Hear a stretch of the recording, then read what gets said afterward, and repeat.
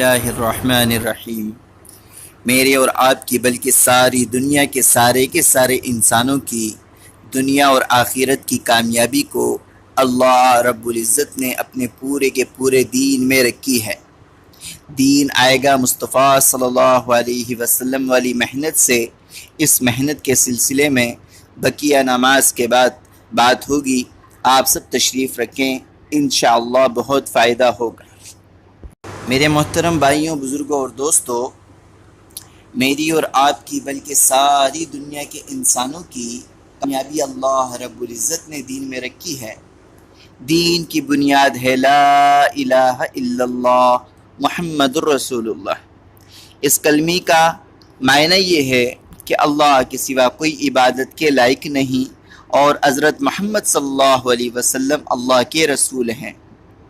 اس کلمے کا مقصد اللہ سے سب کچھ ہونے کا یقین ہمارے دلوں کے اندر آ جائے اور مخلوق سے کچھ نہ ہونے کا یقین ہمارے دلوں میں آ جائے۔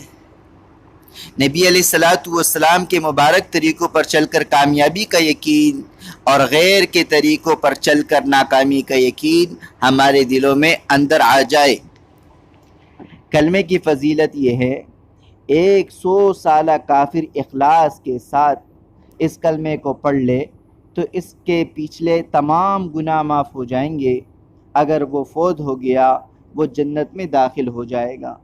جب ہم نے یہ کلمہ پڑھا تو ہم پر اللہ کے تمام احکامات فرض ہو گئے، جن میں سب سے پہلے حکم نماز کا ہے۔ نماز دین کا ستون ہے، نماز مومن کی معراج ہے، نماز شیطان کا منہ کالا کرتی ہے۔ نماز میں نبی اکرم صلی اللہ علیہ وسلم نے آنکھوں کی ٹھنڈک بتائی ہے۔ قیامت کے دن سب سے پہلے نماز کا حساب ہوگا۔ اگر نماز پوری نکلی تو تمام اعمال پورے نکلیں گے، اور اگر نماز خراب ہو گئی تو تمام اعمال خراب ہوں گے۔ حدیث شریف کا مفہوم ہے، جو بندہ 5 وقت پابندی کے ساتھ نماز پڑھتا ہے، اللہ اس کو 5 طرح کے اعزاز و اکرام سے نوازیں گے، 1 دنیا اور 4 آخرت میں۔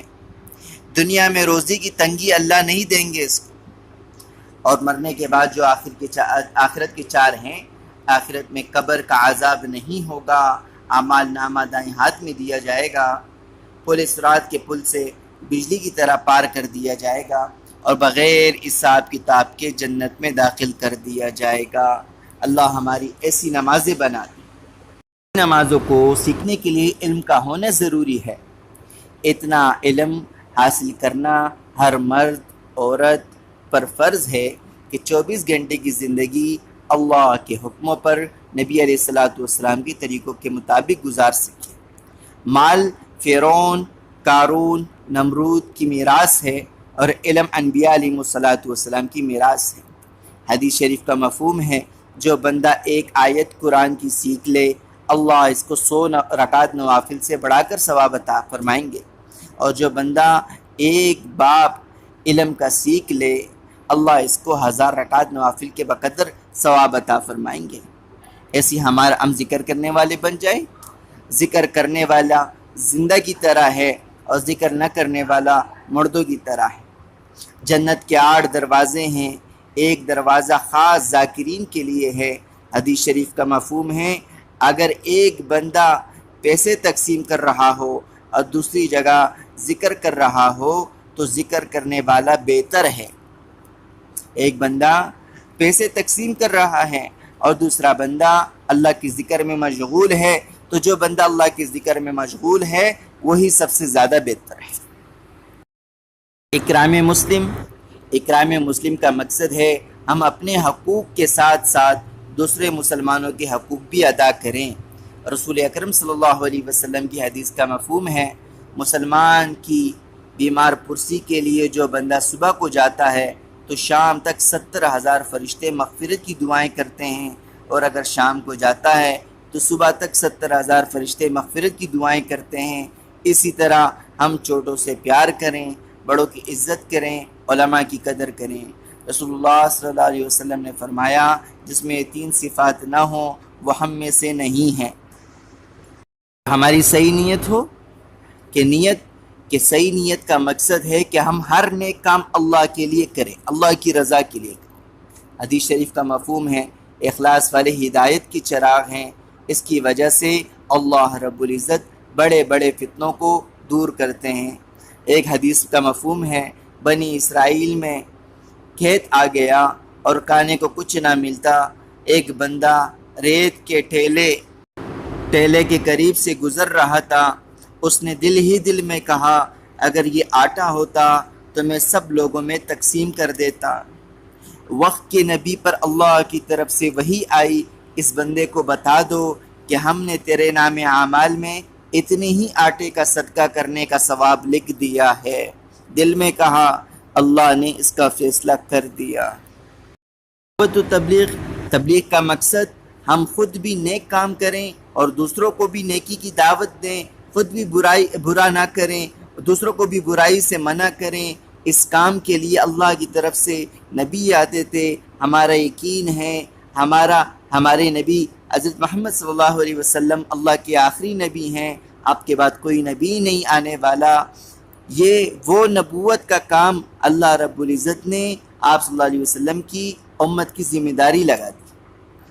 اس وجہ سے اللہ رب العزت نے قرآن پاک میں اس امت کی تعریف فرمائی ہے کہ تم بہترین امت ہو، کیونکہ تم لوگوں کو بلائی کی طرف بلاتے ہو اور برائی سے نیکی کا حکم دیتے ہو اور برائی سے منع کرتے ہو۔ اب میرے بھائی، قرآن کی اس آیت سے معلوم ہوتا ہے کہ تبلیغ کا کام صرف ثواب نہیں بلکہ ہماری ذمہ داری بھی ہے۔ اس کو سیکھنا بھی ہے اور آگے ساری دنیا تک پہنچانا بھی ہے انشاءاللہ۔ اس کو سیکھنے کے لیے بزرگوں نے ایک ترتیب بنائی ہے کہ 4 ماہ لگا کر اس کو سیکھ کر پھر زندگی بھر دوسروں کو سکھائیں۔ اس راستے کی فضیلت ہے میرے دوستو، اس راستے کا گرد و غبار جس کو لگے اس پر جہنم کی آگ تو درکنار، دھواں بھی حرام ہے۔ اس راستے میں ہر قدم پر 7 لاکھ نیکیاں، چنانچہ ہر نماز 49 کروڑ، سبحان اللہ 49 کروڑ، اور ہر نفل کو 49 کروڑ کا ثواب ملے گا۔ اس راستے میں خود پر 1 روپے خرچ کرنا 7 لاکھ روپے خرچ کرنے کا برابر ثواب ہے، اور دوسرے ساتھی پر خرچ کرنا اجر عظیم ہے۔ حدیث کا مفہوم ہے اللہ کے راستے میں ایک بالش ہجرت کرنے سے جنت واجب ہو جاتی ہے۔ اللہ کے راستے میں ایک صبح یا ایک شام دنیا کی دولت کمانے اور تمام دوسروں کا کاموں سے بہتر